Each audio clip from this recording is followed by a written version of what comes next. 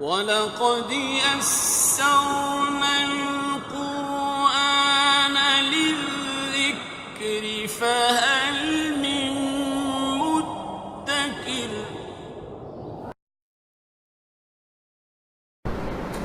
الحمد لله رب العالمين والصلاة والسلام على أشرف الأنبياء والمرسلين أما بعد ونفسي بسم الله الرحمن الرحيم رب اشرح لي صدري ويسر لي أمري واحلل عقدة من لساني يفقه قولي فبشر عبادي الذين يستمعون القول وأولئك هم أولو الألباب۔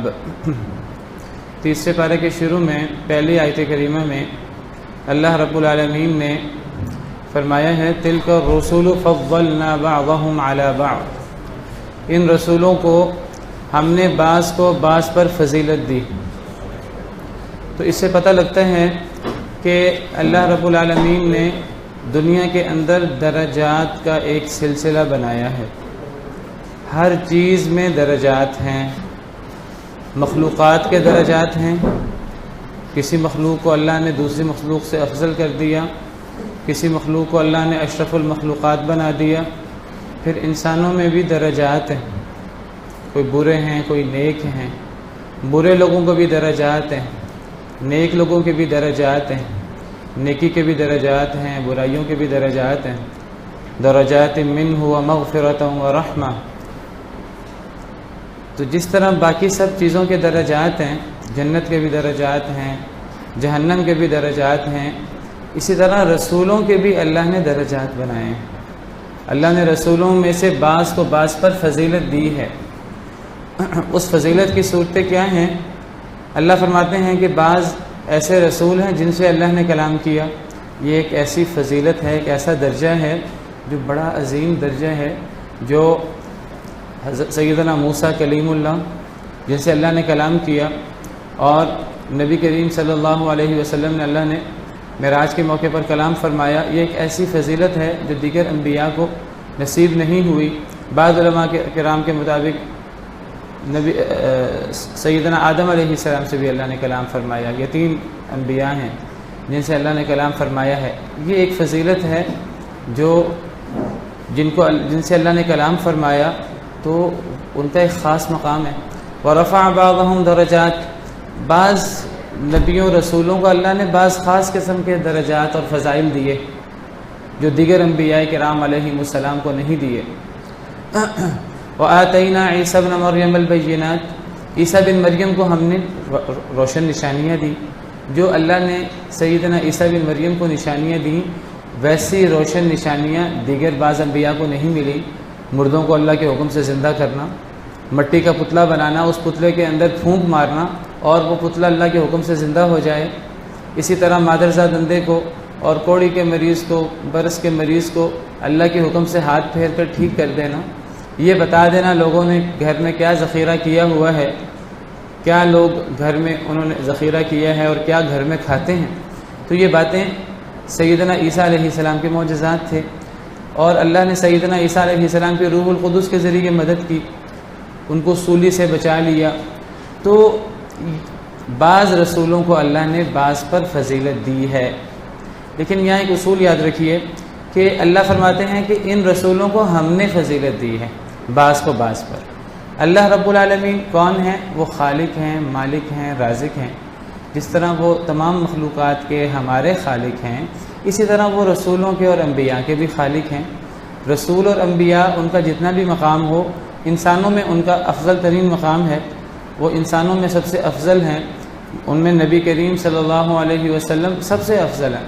حدیث مبارکہ ہے انا سید ولد آدم ولا فخر، میں تمام آدم کی اولاد کا سردار ہوں۔ نبی کریم صلی اللہ علیہ وسلم تمام انبیاء کے، رسولوں کے سردار ہیں۔ تو لیکن وہ جتنی بھی ان کی فضیلت ہو، وہ فضیلت انسانوں میں سے ایک فضیلت ہے۔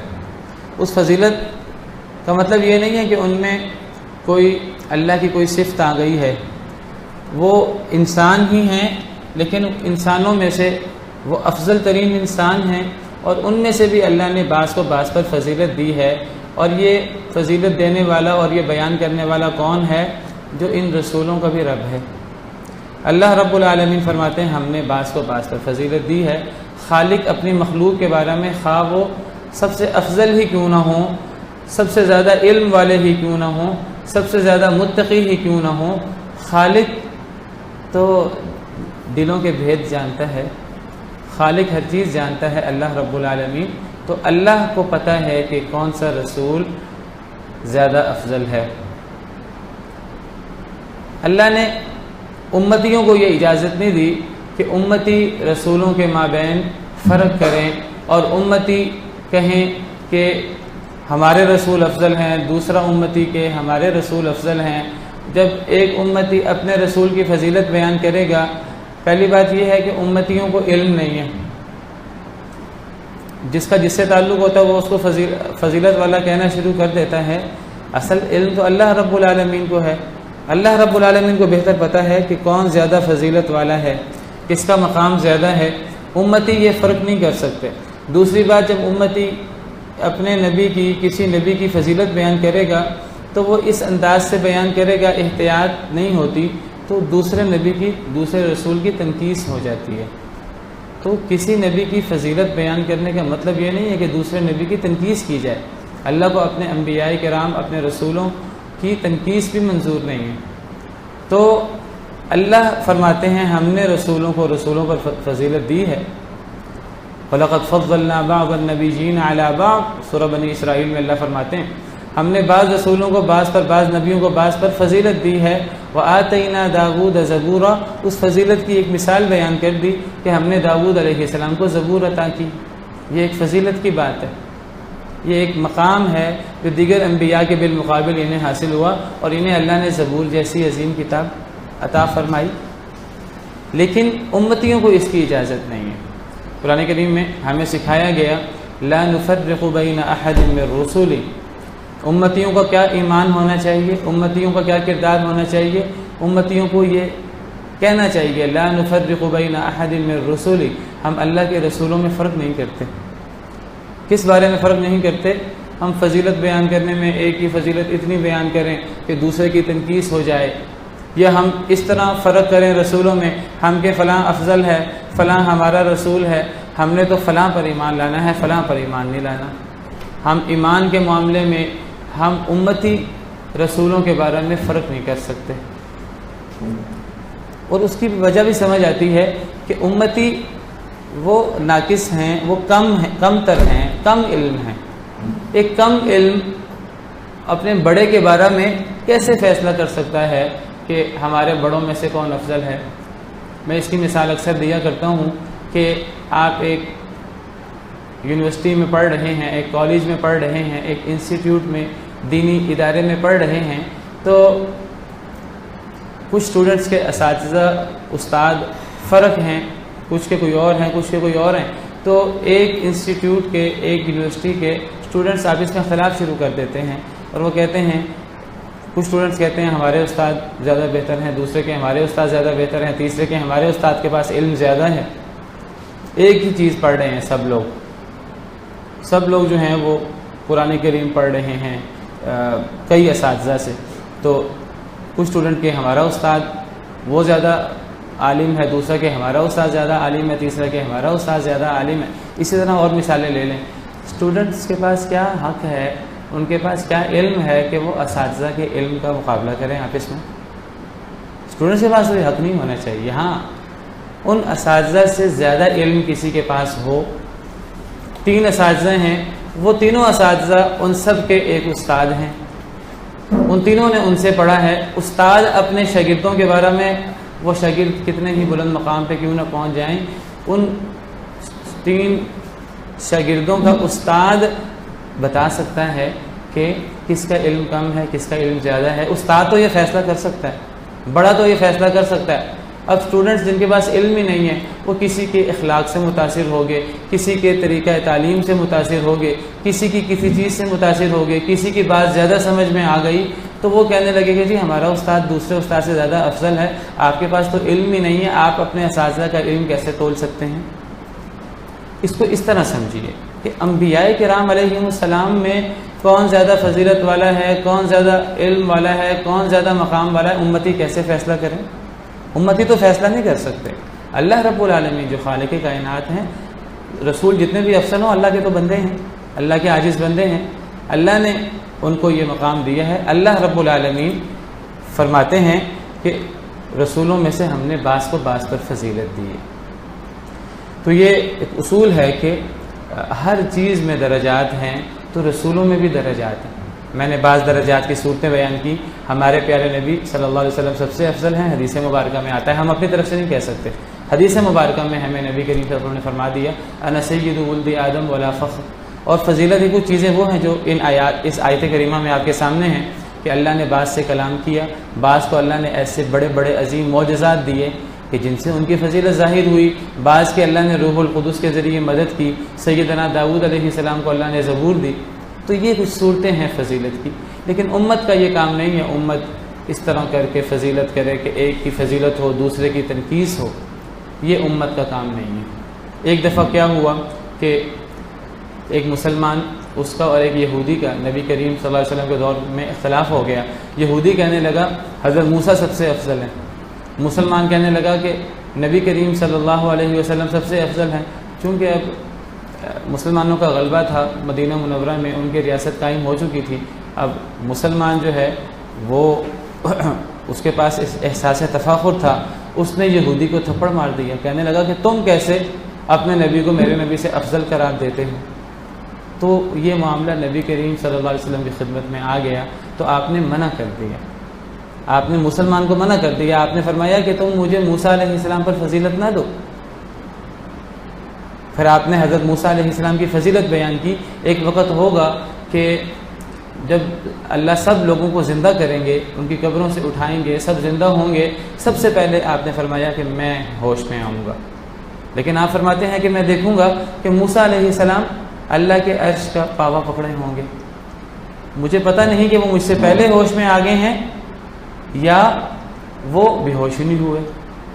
دنیا میں وہ بے ہوش ہو گئے تھے اللہ کی تجلی دیکھ کر، تو شاید اس تجلی کی وجہ سے وہ بے ہوش نہیں ہوئے یا وہ بے ہوش ہوئے تھے لیکن وہ مجھ سے پہلے ہوش میں آ گئے ہیں، مجھے نہیں علم۔ تو نبی کریم صلی اللہ علیہ وسلم نے اس موقع پر سیدنا موسیٰ علیہ السلام کی فضیلت بیان کر دی اور فرمایا مجھے تم حضرت موسیٰ پر افضل قرار نہ دو۔ بعد حدیث میں ہے کہ آپ نے فرمایا تم مجھے حضرت یونس پر بھی، قرآن کریم میں حضرت یونس کے حوالے سے ذکر ہے کہ ان سے غلطی ہو گئی تھی، تو اس کی وجہ سے وہ مچھلی کے پیٹ میں چلے گئے تھے، پھر انہوں نے اللہ سے دعا کی، اللہ تعالیٰ نے ان کو مچھلی کے پیٹ سے نجات دی۔ تو کسی کے ذہن میں آ سکتا ہے حضرت یونس کے بارے میں کہ ان سے غلطی ہو گئی، فرمایا کہ تم مجھے یونس علیہ السلام سے بھی زیادہ فضیلت نہ دو، کوئی یہ حدیث میں آتا ہے۔ تو یعنی امت کو یہ خطاب ہے، امت کا یہ کام نہیں کہ وہ اپنے نبیوں کا، اپنے بڑوں کا مقابلہ کرے۔ میں کہتا ہوں یہی اصول ہمیں اپنانا چاہیے۔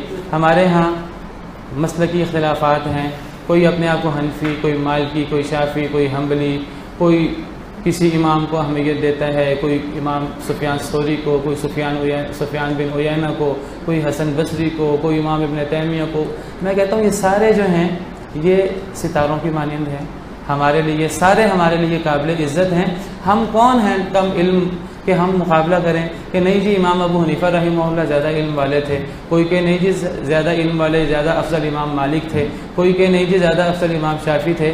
ہم ان کے علم کا، ان کی فضیلت کا مقابلہ کرنے والے کون ہیں؟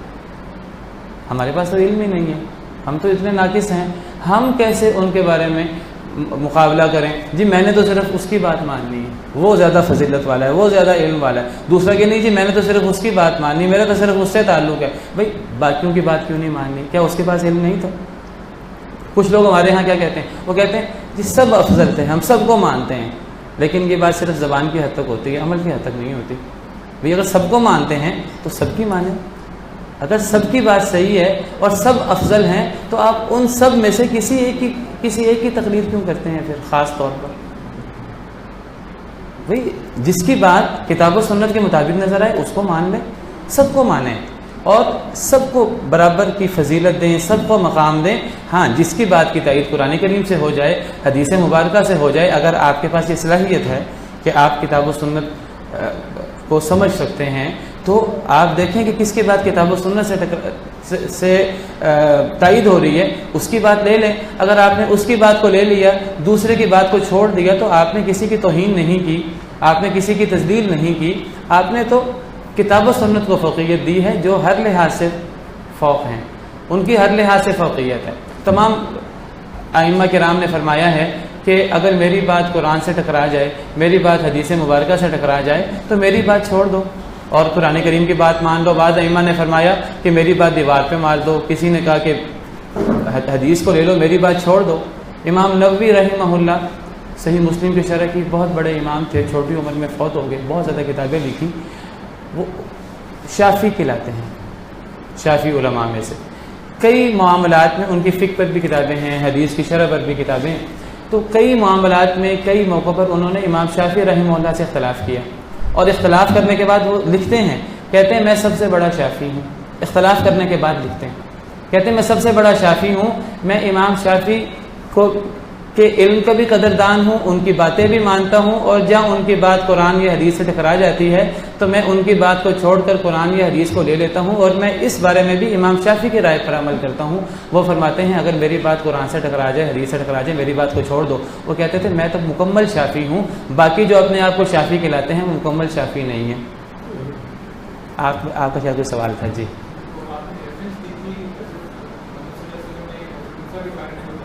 جی جی, جو حضرت موسیٰ کے بارے میں ہے میں بیان کر دیتا ہوں.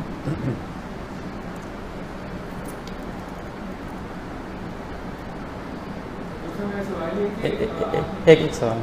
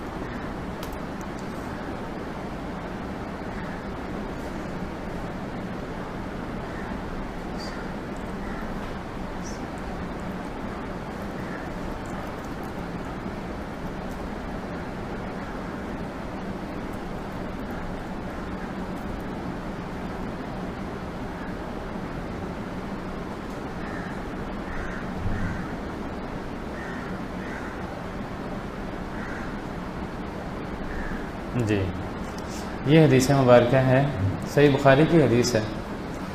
حضرت ابو ہریرہ سے مروی ہے کہ دو آدمی آپس میں گالم گلوچ ہو گئی, ان میں لڑائی ہو گئی. ایک مسلمان تھا اور ایک یہودی تھا. یہ صحیح بخاری حدیث نمبر 2411. تو مسلمان نے کہا کہ اس ذات کی قسم جس نے نبی کریم صلی اللہ علیہ وسلم کو تمام جہانوں پر فضیلت دی.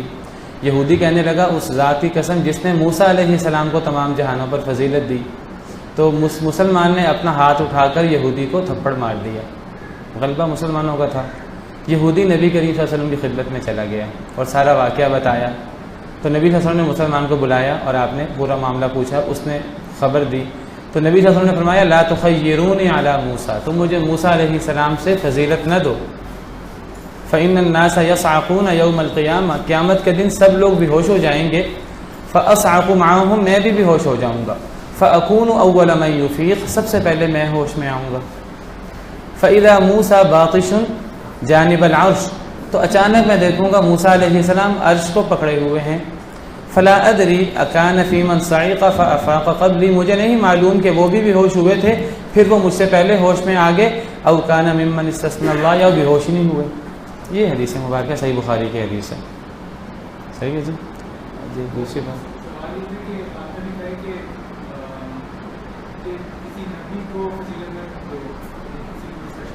ہم نہیں دے سکتے, امتی نہیں دے سکتے. جی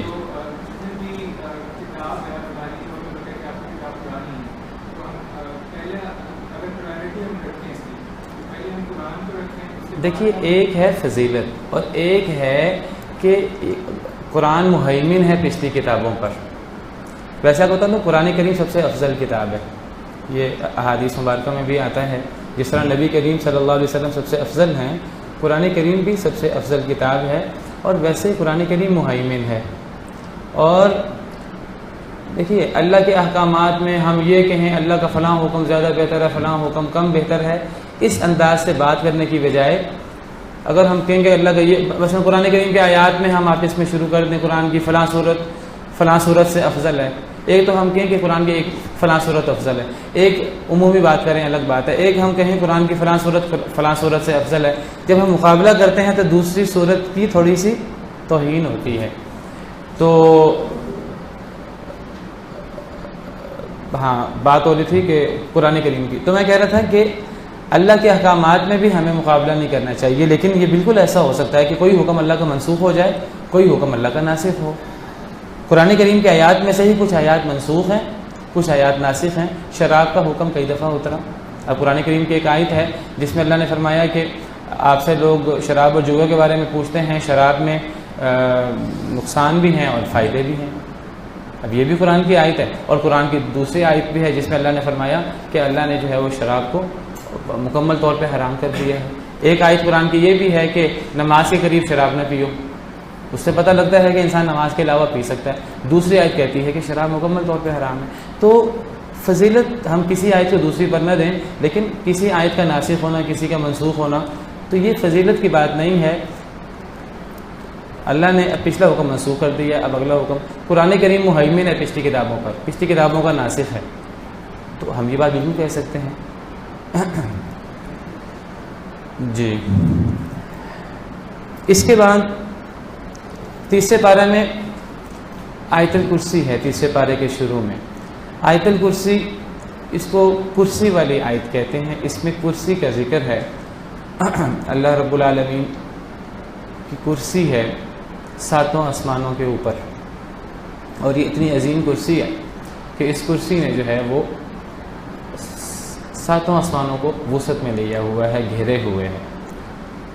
اور یہ بہت عظیم کرسی ہے، اور اس کرسی کے اوپر اللہ کا عرش ہے، اور اللہ تعالیٰ عرش کے اوپر مستوی ہیں جیسے اللہ کی شان کو لائق ہے. قرآن کریم میں اللہ نے کئی مقام پر فرمایا ثم استوى علی العرش الرحمن علی العرش استوى، 7 مقام پر قرآن کریم میں موجود ہے. اللہ تعالیٰ سب سے بلند مخلوق عرش ہے، جو کرسی سے بھی اوپر ہے، جو کرسی سے بھی عظیم مخلوق ہے. اللہ نے عرش کو عرش عظیم قرار دیا ہے. اللہ لا الہ الا هو رب العرش العظیم، اللہ عرش عظیم کے رب ہیں. تو اس سے نیچے کرسی ہے، اور کرسی کے بارے میں آتا ہے کہ موضع قدمی الرحمن، کہ کرسی اللہ رب العالمین کے قدموں کی جگہ ہے. تفصیل کیا ہے؟ ہمارا کام یہ ہے کہ ہم تفصیل میں نہیں جاتے. ابھی میں آپ کو محکم اور متشابہ آیتوں کے بارے میں بتاؤں گا. سورہ آل عمران انشاءاللہ آئے گی. تو جتنا اللہ نے بتا دیا ہم اتنا ایمان لاتے ہیں. ہم اس کی کیفیت میں، اس کی تفصیل میں جو اللہ نے بیان نہیں کی وہ نہیں جاتے. تو احادیث میں آتا ہے کہ کرسی جو ہے وہ اللہ رب العالمین کے قدموں کی جگہ ہے. اللہ تعالیٰ عرش کے اوپر ہیں جیسے اللہ کی شان کو لائق ہے، اور کرسی اللہ رب العالمین کے قدموں کی جگہ ہے. کچھ لوگوں نے کرسی کا معنی کیا اللہ کا علم، وسع کرسیہ السماوات والارض. کچھ لوگوں نے اس کا معنی کیا کہ اس کا مطلب ہے اللہ کی کرسی نے آسمان و زمین کو گھیرے میں لیا ہوا ہے. اللہ کی کرسی اتنی عظیم ہے کہ 7 آسمان اور زمینیں اس کے اندر سما گئی ہیں. وہ کرسی اس کا احاطہ کیے ہوئے اتنی عظیم کرسی ہے. بعض احادیث مبارکہ میں آتا ہے اللہ کی کرسی کا اور اگر 7 آسمانوں کا، پوری کائنات کا اگر تقابل کیا جائے تو اس کی مثال ایسے جیسے ایک بہت بڑا لقدق صحرا ہو، اس صحرا کے اندر چھوٹا سا ایک چھلا ہو جو انگلی پہ پہنا جاتا ہے. تو 7 آسمانوں کی، زمین کی، پوری کائنات کی حیثیت کرسی کے سامنے ایسے ہے جیسے لمبے چوڑے صحرا کے اندر چھوٹا سا چھلا. اور بعض حدیث میں آتا ہے کہ اللہ کے عرش کے سامنے کرسی کی یہ حیثیت ہے. تو یہ اتنی عظیم کرسی ہے. بعض لوگ کرسی کا معنی کرتے ہیں علم. کرسی عربی کا لفظ ہے، اسی سے اردو میں آیا. اردو میں بھی کرسی کو کہتے ہیں، کرسی علم کو تو نہیں کہتے. اگر علم اس کا معنی کرنا ہو تو علم بھی عربی کا لفظ ہے. علم کرسی کا ترجمہ نہیں ہے، علم عربی کا لفظ ہے. اگر اللہ نے اس کو علم، اس سے مراد علم ہوتا تو اللہ تعالیٰ فرماتے وسیع علمہ السماوات والارض. اور قرآن کریم کی بہت سی آیتیں بھی ہیں قد احاط بكل شيء علما، اللہ نے ہر شے کا علم کے ذریعے احاطہ کر لیا ہے۔ اور اس سے آگے بھی آ رہا ہے کہ اس سے پیچھے یعلم ما بین ایدیہم وما خلفہم، کہ جو بھی لوگوں کے آگے ہے پیچھے ہے اللہ اس کو جانتے ہیں۔ اگر کرسی سے مراد علم ہوتا تو اللہ کے جہاں لفظ کرسی کا استعمال نہیں کرتے، کرسی تو کرسی کو کہتے ہیں۔ کرسی کا معنی تو پتہ ہے ہمیں، یہ بھی کرسی ہو سکتی ہے، یہ بھی کرسی ہے، کرسی کی کئی صورتیں ہو سکتی ہیں۔ اب اللہ رب العالمین کی بھی کرسی ہے وہ کرسی، اس کی ایگزیکٹ شکل کیا ہے، کتنے پاوے ہیں اس کی سیٹ ہے، اس کی پشت ہے، اس کے یہ اس طرح کی چیز ہے کہ نہیں، اس کی تفصیل میں ہم نہیں جا سکتے کیونکہ اللہ نے بیان نہیں کی، کیونکہ احادیث مبارکہ میں نہیں آئی۔ تو جو اللہ کی صفات یا اللہ نے جو چیزیں قرآن و حدیث میں بیان کی ہیں، ہمارا کام یہ ہے کہ ہم اس میں کوئی تعویل کوئی تحریف نہ کریں، ہم اس کا جو اصل معنی ہے عربی زبان میں وہی معنی کریں۔ اگر اس کی کیفیت قرآن و حدیث میں ہے تو اتنی کیفیت بیان کر دیں، اگر اس کی کیفیت قرآن و حدیث میں موجود نہیں ہے تو ہم اس کی کیفیت کو اللہ رب العالمین پہ چھوڑ دیں۔ میں نے بھی ذکر کیا اللہ رب العالمین عرش پہ مستوی ہیں، جیسے اللہ کی شان کو لائق ہے۔ امام مالک رحمہ اللہ سے سوال ہوا کہ اللہ عرش پہ مستوی ہیں، اس سے کیا مراد ہے؟ تو امام مالک رحمہ اللہ نے ایک ایسا جواب دیا جو ایک آپ سمجھیے ضرب المثل بن گیا۔ اللہ کی تمام صفات کے بارے میں وہی جواب جو ہے وہ علماء دیتے آئے ہیں۔ تو انہوں نے فرمایا الاستواء معلوم والکیف مجہول۔ استواء کا معنی عربی زبان میں معلوم ہے، استواء کہتے ہیں بلند ہونے کو، استواء کا معنی پتہ ہے، ہم مانتے ہیں اللہ رب العالمین عرش پہ مستوی ہیں، عرش پہ بلند ہیں، استواء کا معنی بلند پتہ ہے ہمیں، بلند ہونا۔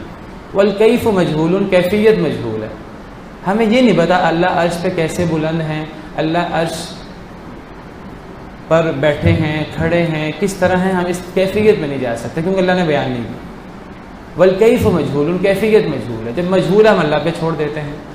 والسؤال عنہ بدعہ، اس کے بارے میں سوال کرنا بھی بدعت ہے۔ سوال کریں گے، کس سے سوال کریں گے؟ کسی لا علم سے سوال کریں گے تو جاہل کو اس کو ویسے ہی نہیں پتا، کسی عالم سے سوال کریں گے، عالم کہاں سے جواب دے گا؟ وہ بھی کتاب و سنت سے جواب دے گا۔ کتاب و سنت اس کے بارے میں خاموش ہے۔ کتاب و سنت میں اللہ کے عرش کی تفصیل کیفیت بیان نہیں ہوئی، یہ بیان ہوا اللہ عرش پر ہیں۔ قرآن کریم کی 7 آیات ہیں اور بہت سارے، اگر میں کہوں کہ 20 سینکڑوں دلائل ہیں قرآن کریم میں، اللہ بلند ہیں اور اللہ سب سے بلند ہیں اور عرش پر ہیں، اس کے بہت سارے دلائل ہیں، لیکن اس کی کیفیت اور تفصیل کتاب و سنت میں علم نہیں ہے۔ تو امام مالک نے فرمایا کہ استواء کا معنی تو معلوم ہے بلند ہونا، وہ ہم مانتے ہیں، کیفیت مجہول ہے، اور اس کیفیت کے بارے میں سوال کرنا بدعت ہے۔ ہم سوال کریں گے گمراہی ہوں گے، تفصیل میں جائیں گے، علم تو ہے نہیں، لا علمی میں اللہ کے بارے میں بات کریں گے، اور اللہ کے بارے میں لا علمی میں بات کرنا اس سب سے بڑا ظلم ہے۔ ومن اظلم ممن افترى على الله كذبا ومن اظلم ممن كذب على الله وكذب بالصدق اذ جاء، اور فرمایا والایمان به واجب، ایمان لانا ضروری ہے۔ یہ نہیں ہم کہہ سکتے اے اللہ ہمیں استواء کی کیفیت تفصیل کا پتہ نہیں ہے لہٰذا ہم استواء کا انکار کر دیتے ہیں۔ بھئی اگر ہم استواء کا انکار کر دیں گے، اللہ نے جو فرمایا الرحمن علی العرش استوى، اس آیت کا انکار ہو جائے گا کہ رحمان تو عرش پہ مستوی ہے۔ ہم استواء کو مانتے ہیں، استواء کا معنی بھی ہمیں پتہ ہے، جو معنی ہے وہ معنی بھی مانتے ہیں، کیفیت کا تفصیل کا نہیں پتہ، اللہ نے بیان نہیں کی، جس تفصیل کا پتہ ہو اتنی تفصیل بھی مانتے ہیں، یاد رکھیے۔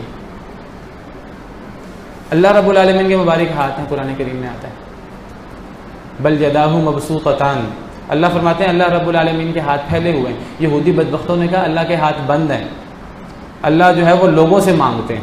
قرآن کریم میں جگہ جگہ صدقے کا ذکر ہے کہ کوئی اللہ کو قرض دے، تو یہودی بدبختوں نے مسلمانوں کو چڑھانے کے لیے نعوذ باللہ اللہ کو گالی دیتے ہوئے کہا اللہ کے ہاتھ بند ہیں، اللہ کے پاس خزانے نہیں ہیں، اللہ لوگوں سے مانگتے ہیں۔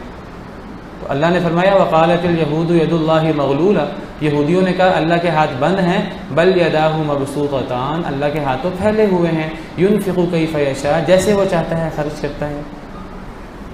پتہ لگا اللہ رب العالمین کے مبارک ہاتھ ہیں اور وہ اللہ ان سے خرچ کرتے ہیں، عطا کرتے ہیں جیسے اللہ رب العالمین چاہتے ہیں۔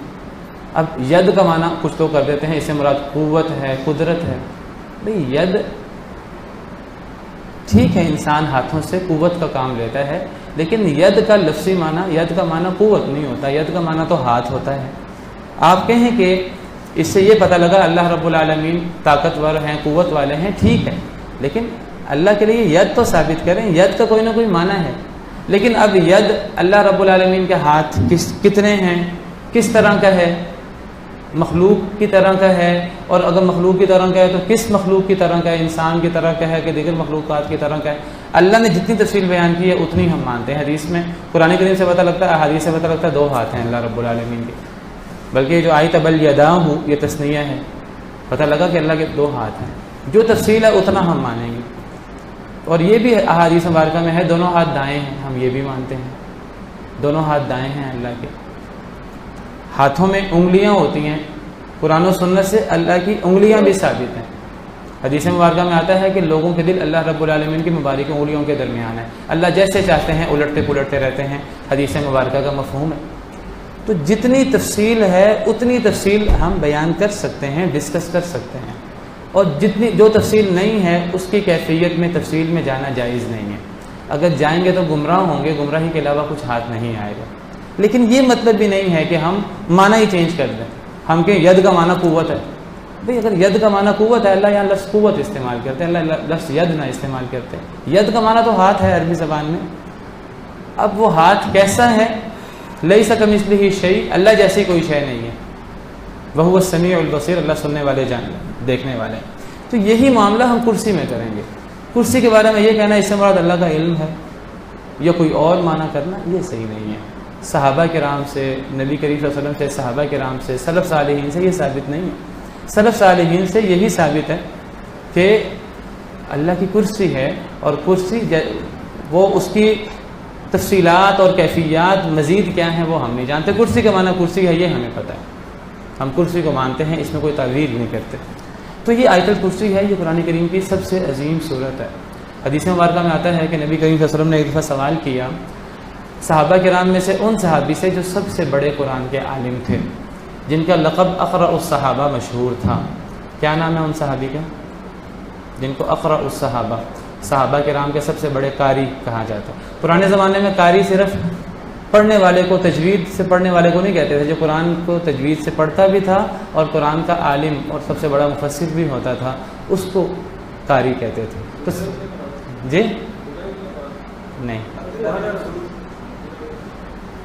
یہ ایک مخصوص صحابی کا لقب ہے جن کو اقرأ الصحابہ کہا جاتا ہے۔ ابی بن کعب انصاری صحابی ہیں، تو یہ صحابہ کرام میں سے سب سے بڑے قاری تھے، قرآن کریم کی تجوید، قراءات، تفسیر، تدبر کا علم رکھنے والے۔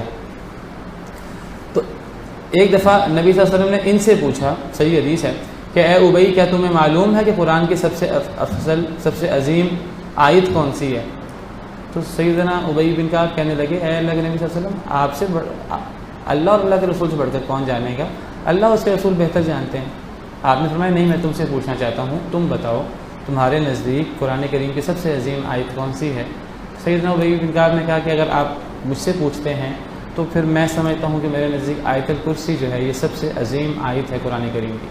تو نبی صلی اللہ علیہ وسلم اتنا خوش ہوئے کہ آپ نے اپنا ہاتھ مبارک ان کے سینے پر مارا اور آپ نے فرمایا کہ اے ابی تمہیں علم مبارک ہو، تمہارا علم کتنا زبردست ہے اور تم نے کتنا بہترین جواب دیا۔ حالانکہ قرآن کریم کی بڑی بڑی عظیم آیات ہیں اور اس سے لمبی آیات بھی ہیں، لیکن اس آیات کے اندر جو اللہ کی تعریف ہے اور جو گہرائی ہے اور جو اس آیت کریمہ کی فضیلت ہے وہ کسی دوسری آیت کی نہیں ہے۔ تو سیدنا ابی بن کعب نے بالکل صحیح جواب دیا اور آپ نے پھر ان کو خوشخبری دی، مبارکباد دی، اور آپ نے فرمایا تم واقعی عالم ہو، اور آپ نے فرمایا کہ تمہیں علم مبارک ہو۔ سینے مبارک، ان کے سینے پر اپنا ہاتھ مبارک آپ نے مار کر فرمایا۔ تو یہ جو آیت کریمہ ہے اس کے اندر اللہ کی فضیلت بیان ہوئی ہے۔ اس آیت کریمہ کے اندر اللہ کا وہ اسم اعظم بیان ہوا ہے کہ اگر اس اسم اعظم کے ساتھ اللہ سے دعا کی جائے اللہ تعالیٰ دعا رد نہیں کرتے۔ اگر کوئی ایسی چیز انسان کے اندر نہ ہو، کوئی ایسے اعمال ہیں جو دعا قبول نہیں ہونے دیتے، انسان حرام کھاتا ہو اور چیزیں، ایسی کچھ چیزیں ہیں جن کی وجہ سے دعا قبول نہیں ہوتی۔ ایک انسان دعا کرے پھر کہ میری دعا قبول نہیں ہوئی، دعا کرنا چھوڑ دے، جلدی کرے، ایسی حالت میں بھی دعا قبول نہیں ہوتی۔ اگر ایسی چیزیں نہ ہوں جو دعا قبول ہونے سے مانے ہوں تو پھر اس آیت کریمہ کے اندر وہ اسم اعظم ہے کہ جب اللہ سے سوال کیا جائے اس اسم اعظم کے ساتھ، اسم اعظم سے مراد اللہ کا عظیم نام، اس آیت کریمہ کے اندر اللہ کا وہ عظیم نام ہے کہ جب بھی اللہ سے سوال کیا جائے اللہ ضرور دیتے ہیں۔ صحیح حدیث مبارکہ ہے، قرآن کریم کی 3 آیات نبی کریم صلی اللہ علیہ وسلم نے تلاوت فرمائی، ایک آیت الکرسی، اللہ لا الہ الا هو الحی القیوم، ایک سورہ آل عمران کی پہلی آیت الف لام میم اللہ لا الہ الا هو الحی القیوم، اور تیسری آیت کریمہ سورہ طٰہٰ کی آیت ہے وعنت الوجوہ للحی القیوم وقد خاب من حمل ظلما۔ آپ نے فرمایا ان تینوں آیتوں میں اللہ کا اسم اعظم موجود ہے، اور وہ ایسا اللہ کا عظیم نام ہے کہ جب بھی اس نام کے ساتھ اللہ کو پکارا جائے اللہ لازماً دعا قبول کرتے ہیں۔ علماء کرام نے ان تینوں آیتوں پر غور کیا، ان تینوں آیتوں میں اللہ کا عظیم اسم اعظم، اللہ کا عظیم نام الحی القیوم موجود ہے۔ اس میں اللہ رب العالمین کے بارے میں ہے کہ اللہ کے علاوہ کوئی عبادت کے لائق نہیں، معبود برحق اللہ رب العالمین کی ذات ہے، اللہ کے علاوہ کوئی معبود برحق نہیں۔ جب خالق مالک رازق مدبر منعم ایک اللہ ہے تو عبادت بھی اس ایک اللہ کی ہونی چاہیے۔ پھر آگے اس کی دلائل بیان ہوئے ہیں، اس کے دلائل کیا ہیں کہ اللہ الحی القیوم ہے۔ الحی کا کیا مطلب؟ الحی کا مطلب جو ازل سے زندہ ہو اور خود بخود زندہ ہو، جس کو کسی نے پیدا نہ کیا ہو، اور جو ازل سے ہو، اور جب ازل سے ہے تو ابد تک ہو، ہمیشہ سے ہو اور ہمیشہ تک ہو، اس کو کہتے ہیں الحی۔ اور اس کی زندگی کمال درجے کی ہو، یہ نہ ہو کہ اس کی زندگی میں کوئی کمزوری، کوئی کمی، کوئی نقص لاحق ہو، ایسی ذات کو الحی کہا جاتا ہے۔ کہنے کو انسان بھی زندہ ہوتا ہے لیکن انسان الحی نہیں ہے، ہم بھی زندہ ہیں اس وقت لیکن ہماری زندگی بڑی ناقص ہے۔ لیکن ایک ہے الحی، ہم عارضی دنیا میں آئے ہیں، کچھ عرصہ پہلے آئے ہیں، پھر ہم نے چلے جانا ہے، ہمیں فنا ہے۔ جو ازل سے ہو اور جو ابد تک ہو اور اس کی زندگی وہ کمال زندگی ہو، اس کے اندر اس کی زندگی میں کوئی نقص نہ ہو، کہتے ہیں کہ جب جو اللہ رب العالمین کے اسم اعظم الحی کو مان لے، الحی کو تسلیم کر لے، گویا کہ وہ اللہ رب العالمین کی تمام ذاتی صفات کو اس کو آٹومیٹک تسلیم کرنا پڑتا ہے۔ ہم یہ نہیں کہہ سکتے کہ جو زندہ ہو اس کی زندگی جو ازل سے ہو ابد تک ہو، جو عارضی نہیں ہے، جو مخلوق نہیں ہے، جس کو کبھی زوال نہیں ہے، تو اس میں کیا کبھی کمزوری آ سکتی ہے؟ کبھی کمزوری نہیں آ سکتی۔ عقل تقاضا کرتی ہے کہ وہ سب سے طاقتور ہوگا، عقل تقاضا کرتی ہے کہ وہ فعال لما یرید ہوگا، جو چاہے گا وہ کر سکتا ہے۔ عقل تقاضا کرتی ہے اس سے بڑا قادر کوئی نہیں ہوگا، قادر مطلق کوئی نہیں ہوگا۔ عقل تقاضا کرتی ہے کہ وہ سنتا بھی ہوگا، دیکھتا بھی ہوگا، اس کا علم بھی سب سے وسیع ہوگا، اس کی تمام ذاتی صفات الحی سے ثابت ہوتی ہیں۔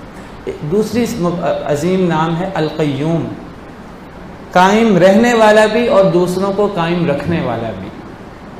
القیوم جو یعنی خود بھی قائم ہو، الحی کے اندر بھی خود قائم ہونے کا، خود زندہ ہونے کا معنی ہے۔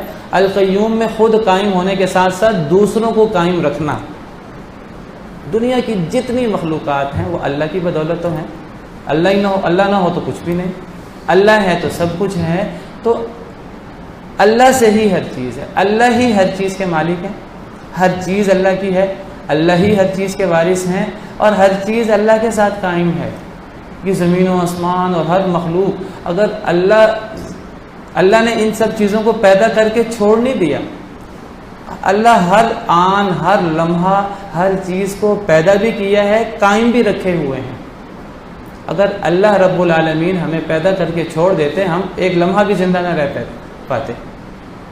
ابھی ہم یہ جو زندہ ہیں اور ہماری زندگی جاری ہے، پچھلا لمحہ جو میں زندہ ہوں یہ بھی اللہ کے مرہون منت، اور اگلا لمحہ جس میں میری زندگی باقی رہے گی، اگلے جتنے لمحات میں، وہ اللہ کے مرہون منت ہے۔ اگر اللہ کی قیومیت نہ ہو تو میں زندہ نہ رہ سکوں۔ میں نے تو اپنے انسان کی مثال دی ہے، انسان ایک چھوٹی مخلوق ہے۔ زمین و آسمان کی بات کریں، اللہ فرماتے ہیں کہ زمین و آسمان اللہ کے سہارے قائم دائم ہے۔ اگر اللہ نہ ہو تو زمین و آسمان قائم نہ رہیں۔ ان اللہ یمسک السماوات والارض ان تزولا، اللہ نے زمین و آسمان کو تھاما ہوا کہیں وہ گر نہ پڑے۔ وَلَئِنْ زَالَتَا إِنْ أَمْسَكَهُمَا مِنْ أَحَدٍ مِّن بَعْدِ، اگر وہ گر پڑے زمین و آسمان، اللہ کے علاوہ ہے کون جو ان کو پکڑ سکے، روک سکے؟ اور اللہ فرماتے ہیں وَيُمْسِكُ السَّمَاءَ أَن تَقَعَ عَلَى الْأَرْضِ إِلَّا بِإِذْنِهِ، اللہ نے آسمانوں کو تھاما ہوا ہے کہ یہ آسمان زمین پر نہ گر پڑے۔ اور یہ ہر وقت اللہ رب العالمین کی قیومیت ہر مخلوق کے ساتھ ہے۔ اور کچھ لوگ سمجھتے ہیں کہ اللہ رب العالمین نے، کچھ لوگ تو اللہ کو مانتے ہی نہیں، دہری ایتھیسٹ ہیں، اور کچھ لوگ ان کا یہ عقیدہ ہے کہ اللہ رب العالمین نے ایک دفعہ پیدا کر دیا، پیدا کرنے کے بعد یہ کام دوسروں کو سونپ دیے ہیں۔ بھئی دوسروں کو کیوں سونپ دیے ہیں؟ کیا اللہ نہیں کر سکتے تھے یہ کام؟ اللہ خود ہر چیز کو پیدا کیا اور ہر چیز کا خیال رکھنے والا اللہ ہے۔ اللہ ہر وقت کسی نہ کسی کام میں ہوتے ہیں، کسی کی داد رسی، کسی کی روزی، کسی کی مدد، کسی کی دعا قبول ہو رہی ہے، کسی کا کوئی مسئلہ، کسی کا کوئی مسئلہ۔ دنیا کی جتنی انگنت مخلوقات ہیں اور ہر مخلوق کی جتنے افراد ہیں، ہر ایک اللہ کے مرہون منت ہے، اللہ کے بغیر تو کسی کی کوئی حیثیت نہیں۔ تو القیوم، القیوم کے اندر اللہ کی تمام فعلی صفات، عظیم صفات آ جاتی ہیں۔ الحی کے اندر اللہ کی تمام ذاتی صفات کا ثبوت ہو جاتا ہے۔ القیوم کے اندر اللہ کی تمام فعلی صفات کا مطلب اللہ مدد کرنے والے ہیں، مشکل کشائی کرنے والے ہیں، اللہ لوگوں کی دعائیں سنتے ہیں، اللہ قبول کرتے ہیں، اور تمام فعلی صفات، اللہ انتقام لیتے ہیں، اللہ غصے ہوتے ہیں، اللہ محبت کرتے ہیں، اور یہ تمام صفات القیوم کے تحت آ جاتی ہیں۔ تو یہ دو نام اللہ کے عظیم نام ہیں، ان دو ناموں کے اندر تقریباً اللہ کی تمام صفات آ جاتی ہیں، اس لیے ان ناموں کو اللہ کا اسم اعظم کہا جاتا ہے، اور میں نے آپ کو صحیح حدیث مبارکہ بیان کر دیا۔ اور پھر اللہ نے الحی القیوم ہونے کی کچھ عقلی دلائل دی ہیں آگے، وہ زیادہ ہم سمجھ نہیں سکتے، اللہ کے بارے میں ہم ناقص ہیں۔ اللہ نے کچھ مثالوں سے بات کی ہے۔ اللہ فرماتے ہیں اللہ کی عظمت، اللہ کی الحی ہونا، القیوم ہونے کی مثال تم یہ سمجھو کہ اللہ کو نیند تو کیا اونگ بھی نہیں آتی، ورنہ اگر اللہ کو نیند آتی ہو تو نیند آئے تو پھر اس وقت زمین و آسمان کا کون دھیان رکھے گا، کسی کی ضرورت کون پوری کرے گا؟ اللہ کو نیند تو کیا اونگ بھی نہیں آتی۔ اللہ کے لیے نیند اور اونگ آنا یہ نقص ہے، خالق کے لیے نقص ہے، مخلوق کے لیے، مخلوق ہے ہی ناقص، مخلوق کو ضرورت ہے، اللہ کے لیے یہ نقص ہے۔ زمین و آسمان کی ہر چیز اللہ کی ہے۔ تو یہ ہے آیت الکرسی، جس کے اندر یہ ساری گہرائیاں، اللہ کی یہ عظیم تعریف اس کے اندر موجود ہے۔ اور پھر اس کے اندر اللہ نے سفارش کا عقیدہ بیان کیا ہے، من ذا الذی یشفع عنده الا باذنہ۔ سفارش کے عقیدے کے بارے میں ایک بات یاد رکھیے کہ سفارش کی بات در حقیقت اللہ کی عظمت کی بات ہے۔ کچھ لوگوں نے سفارش کا ایسا ایک ناقص اور غلط عقیدہ اپنا لیا ہے کہ نعوذ باللہ اس میں اللہ کی تحقیر ہی تحقیر، اللہ کی تذلیل ہی تذلیل ہے، والعیاذ باللہ۔ حالانکہ اللہ نے تو سفارش رکھی ہے اپنی عظمت، اپنی شان بلند کرنے کے لیے۔ سفارش اصل میں یہ اللہ رب العالمین کا حق ہے اور اللہ کی عظمت ہے۔ قل للہ الشفاعۃ جمیعا، قرآن کریم میں سورہ زمر میں اللہ فرماتے ہیں سفارش ساری کے ساری کس کے لیے ہے؟ اللہ کے لیے ہے۔ سفارش کا سارا حق اللہ کے پاس ہے۔ اگر اللہ نہ چاہیں کس کی ضرورت ہے سفارش کر سکے؟ کسی کی کوئی ضرورت نہیں ہے۔ سفارش کرنا تو درکنار، کوئی بات کرنے کی ضرورت نہیں کر سکتا، کسی کو چوں کرنے کی اجازت نہیں ہے اللہ کی اجازت کے بغیر۔ قرآن کریم میں ہے یوم یقوم الروح والملائکۃ صفا لا يتکلمون الا من اذن له الرحمن وقال صوابا۔ وہ دن ہوگا قیامت کا دن جب روح الامین، جو فرشتوں کے سردار ہیں، سب سے عظیم فرشتے ہیں، روح الامین بھی اور فرشتے بھی ہاتھ باندھے صفوں میں کھڑے ہوں گے۔ لا یتکلمون، کسی کو بات کرنے کی بھی اجازت نہیں ہوگی، کوئی بات نہیں کرے گا۔ الا من اذن له الرحمن، مگر جسے رحمان اجازت دے تم بات کر سکتے ہو، وہ بات کرے گا اور اسے جھوٹ بولنے کی ضرورت نہیں ہوگی، حق بات کرے گا۔ تو جب کسی کو بات کرنے کی بھی ضرورت نہیں ہوگی تو سفارش کرنے کی ضرورت کون کرے گا؟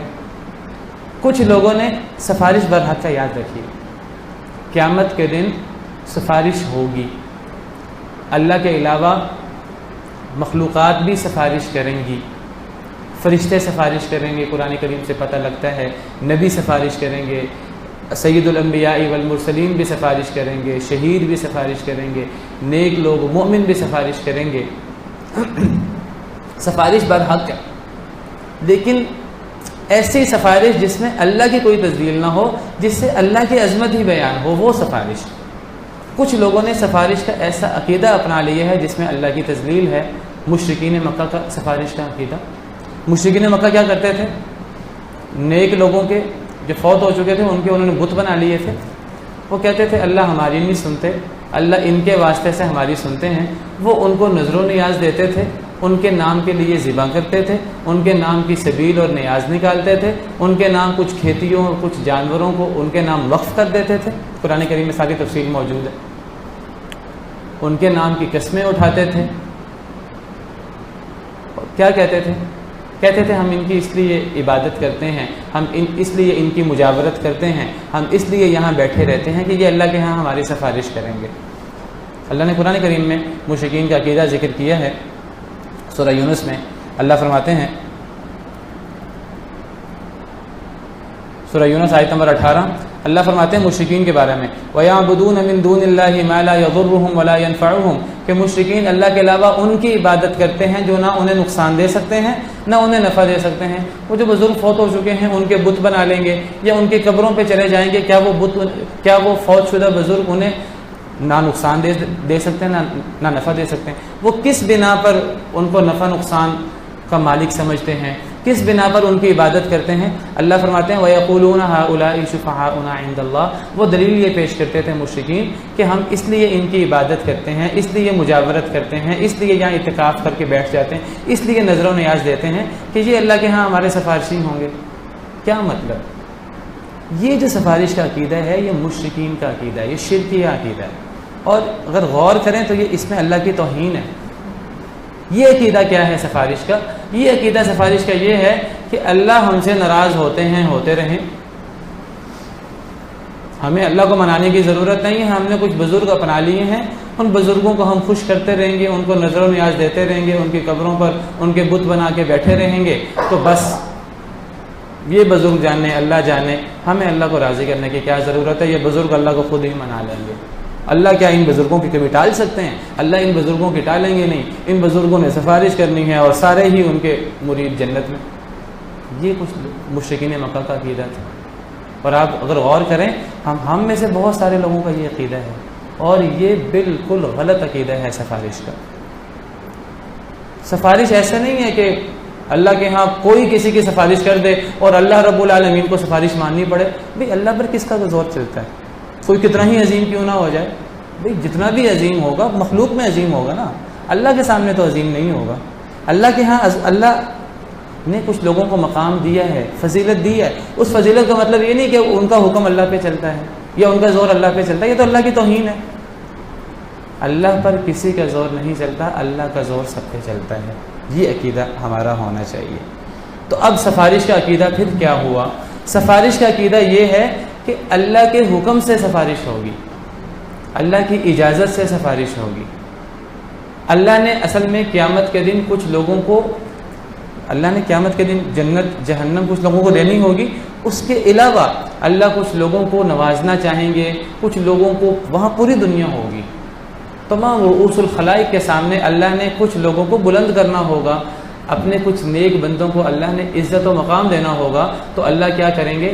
اللہ فرمائیں گے کہ اے میرے بندے، اللہ نبیوں میں سے بعض نبیوں سے کہیں گے کہ چلو جی تم سفارش کرو،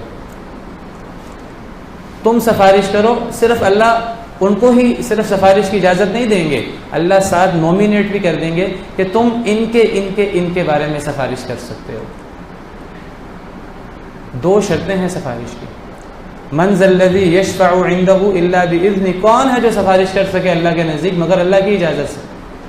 اللہ کے نزدیک سفارش نہیں ہو سکتی، ہاں اللہ کی اجازت سے ہو سکتی ہے، اور اجازت دو طرح ہوگی، ایک سفارش کرنے والے کو اجازت کی ضرورت ہے، اور ایک جس کے لیے سفارش ہوگی اس کے لیے اللہ کی اجازت کی ضرورت ہے۔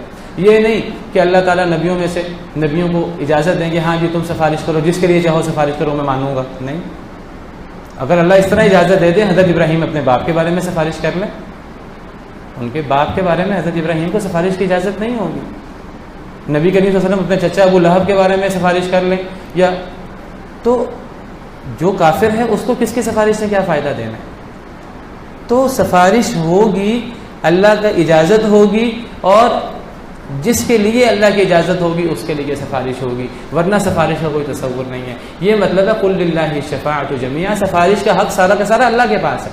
اب اللہ جس کو چاہیں اجازت دے دیں کہ تم سفارش کرو، یہ قیامت کے دن گویا کہ اللہ نے اسے ایک مقام دے دیا ہے کہ تم، اللہ نے کچھ لوگوں کو معاف کرنا ہوگا، وہ جہنم کے حقدار ہوں گے، نیکیاں بھی ہوں گی، گناہ بھی ان کے ہوں گے، زیادہ گناہ ہوں گے، اللہ نے ان کو معاف کرنا ہوگا۔ اللہ فرمائیں گے کہ کچھ نبیوں سے یا کچھ شہیدوں سے یا فرشتوں سے یا نیک لوگوں سے یا حفاظ کرام سے کہ چلو جی تم ان کی سفارش کر دو. اللہ جو ہیں وہ ان کو بھی اجازت دیں گے سفارش کرنے کی، اور جن کے بارے میں سفارش ہوگی ان کے بارے میں بھی اللہ ان کو اسپیسیفائی کریں گے کہ تم ان کی سفارش کر سکتے ہو. اپنی مرضی سے کوئی کسی کی سفارش نہیں کر سکے گا. اسی سے پچھلی آیت جو آیت الکرسی سے پچھلی آیت ہے اس میں اللہ نے سفارش کا رد کیا. آپ ذرا غور کریں، اللہ فرماتے ہیں اے ایمان والو اس دن کے آنے سے پہلے خرچ کر لو کہ جب وہ دن آ جائے گا یعنی قیامت کا، نہ اس میں خرید و فروخت ہوگی، نہ اس میں دوستی کام آئے گی، نہ اس میں سفارش کام دے گی. اللہ نے پچھلی آیت میں سفارش کا رد کیا ہے، اور اگلی آیت میں اللہ نے مشروط سفارش کی بات کی ہے کہ کون ہے جو اللہ کے نزدیک سفارش کر سکے مگر اللہ کی اجازت سے. تو ایک ہے حق سفارش جو اللہ کی اجازت اللہ کے حکم سے ہوگی، اور اللہ کی سفارش کس کے لیے، اللہ کس کے لیے اجازت دیں گے؟ جس سے اللہ راضی ہوں گے. یعنی یہ نہیں ہے کہ اللہ سے کٹ کر ہم مخلوق سے رابطے تعلق بنا کر ہم جنت میں چلے جائیں، یہ ممکن نہیں ہے. اللہ کو ناراض کر کے جنت میں نہیں جا سکتے. جنت میں جانے کے لیے یہ اللہ کی رضامندی ہوگی، اللہ کو راضی کیا ہوگا، اللہ کو منایا ہوگا، تو اللہ خود بھی جنت میں بھیج دیں گے، اور اللہ تعالیٰ نبیوں سے ولیوں سے سفارش بھی کروا دیں گے ان لوگوں کے بارے میں. اللہ کی اجازت کے بغیر کسی کے لیے سفارش نہیں ہو سکتی. حضرت ابراہیم کے باپ اللہ پر ایمان نہیں لایا، اس کے لیے کون ہے جو سفارش کر سکے؟ کوئی سفارش نہیں کر سکے گا. اور حدیث میں آتا ہے کہ حضرت ابراہیم قیامت کے دن کہیں گے اے اللہ آپ نے مجھ سے وعدہ کیا تھا کہ آپ مجھے عزت دیں گے، اس سے یہ تو ذلت ہے کہ میرا باپ میرے سامنے جہنم میں جائے. تو اللہ تعالیٰ اس باپ کو وہ ایک گندگی کے کیڑے کی شکل دے دیں گے اور پھر اس کو ٹانگوں سے اٹھا کر جہنم میں پھینک دیا جائے گا. صحیح حدیث میں آتا ہے. ابو طالب کے بارے میں آتا ہے، نبی کے چچا کے بارے میں، کہ جہنم کے اندر انہیں سب سے کم عذاب ہوگا، ہوں گے وہ بھی جہنم میں کیونکہ کلمہ نہیں پڑا. کم عذاب اس لیے ہوگا، نبی صلی اللہ علیہ وسلم کی پوری زندگی حمایت کرتے رہے، لیکن کم عذاب ہوگا. کم عذاب کیا ہوگا کہ پاؤں کے نیچے آگ ہوگی جس سے ان کا دماغ کھول رہا ہوگا. ولیعاذ باللہ. صحیح حدیث مبارک ہے. تو اللہ کی اجازت کے بغیر سفارش نہیں ہو سکتی، یہ سفارش برحق ہے. لیکن یہ سمجھنا کہ اللہ کو راضی کرنے کی ضرورت نہیں ہے اپنے پیروں سے، اپنے انسان کوئی پیر بنا لے، کوئی استاد بنا لے، کوئی شیخ بنا لے، بس انسان بس اسی کے ساتھ تعلق رکھے، یہ سفارش کا عقیدہ ہے، یہ مشرکین مکہ والا عقیدہ ہے، یہ صحیح نہیں ہے.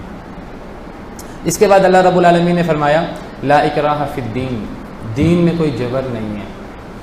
بات یاد رکھیے، کچھ لوگ اس آیت کو غلط کوٹ کرتے ہیں، کچھ لوگ اس آیت کا غلط مفہوم بیان کرتے ہیں. دین میں کوئی جبر نہیں ہے کا مطلب ہے کہ دین کو اپنانے میں، قبول کرنے میں کوئی جبر نہیں.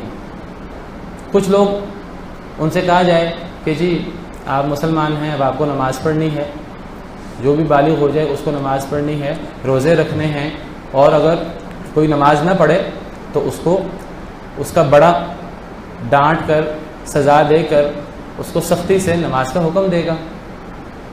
بلکہ بالغ ہونے کے بعد تو نماز پڑھنی ہی پڑھنی ہے. احادیث مبارکہ میں تو آتا ہے کہ بچوں کو نماز پڑھانا سکھاؤ. 7 سال کی عمر سے بچوں کو نماز کا حکم دو. 10 سال کی عمر میں اگر وہ نماز نہ پڑھے تو انہیں مار بھی سکتے ہو، یعنی تربیت کرنے کے لیے. کچھ لوگ کہتے ہیں کہ دین میں سختی کوئی نہیں ہے. اگر دین میں سختی نہیں ہے تو یہ 10 سال کی عمر میں مارنے کا کیوں حکم ہے؟ حدیث مبارکہ میں آتا ہے کہ جو لوگ باجماعت نماز پڑھنے مسجد میں نہیں آتے، میرا دل کرتا ہے کہ میں اپنی جگہ پر کسی اور کو امام کھڑا کروں اور میں چکر لگاؤں، دیکھوں کون مرد ہیں نماز پڑھ رہے ہیں. نماز پڑھنے والوں کی بات ہو رہی ہے جو گھروں میں موجود ہیں، گھروں میں نماز پڑھ رہے ہیں. اگر گھروں میں عورتیں اور بچے نہ ہوں تو میں ان کے گھروں کو آگ لگا دوں. صحیح حدیث ہے. یہ سختی نہیں ہے، یہ سختی ہے. باجماعت نماز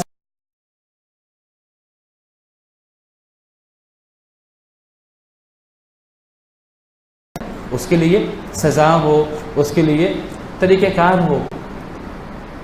حیات الامر والروح والريحان يا حامل القرآن قد خصك الرحمن بالفضل